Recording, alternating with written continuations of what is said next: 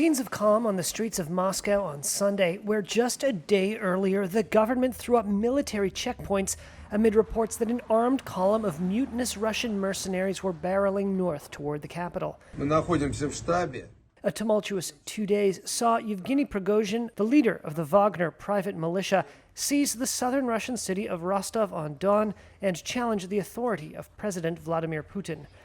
But a short while later, a deal was brokered that saw the mercenaries stand down, with Prigozhin to leave Russia for neighboring Belarus. The unrest whipsawed Moscow residents. A man who gave his name as Andrei told Reuters, quote, "It was really uneasy yesterday. But look, it's Sunday, people are walking in the streets. It's all good. Let's hope it's all going to be peaceful in the city, in the country, and in the world too. Let's hope it will all be peacefully resolved." But in Rostov-on-Don, where Wagner tank treads scored the city's pavement, locals were still shaken. A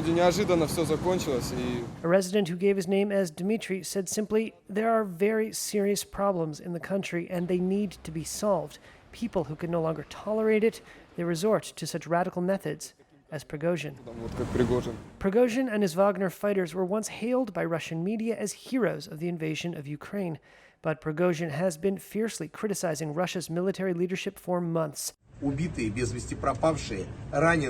Friday, he claimed his forces were attacked by the regular army, prompting his apparent mutiny.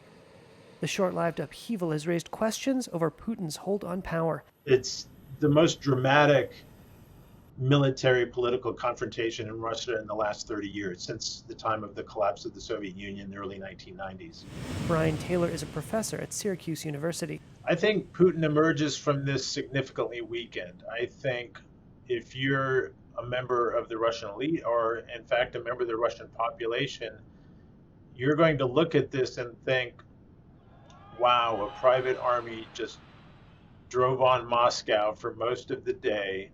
No one stopped them, and they're allowed to leave, and no real consequences after the president went on TV and called what they were doing treason and made comparisons to 1917. U.S. Secretary of State Antony Blinken on Sunday said the Wagner mutiny showed cracks in the Russian president's hold on power, telling ABC News, quote, "I don't think we've seen the final act." And there's also the question about how this might impact Russian operations in Ukraine, just as Kiev is in the midst of a counteroffensive. The Ukrainian military on Sunday released footage of what it said were its forces storming Russian trenches near the city of Bakhmut. A brigade commander claimed on Telegram the video showed a Russian bridgehead on a riverbank had been completely cleared. Russia's defense ministry said it had repelled attacks, including 10 in the Bakhmut area.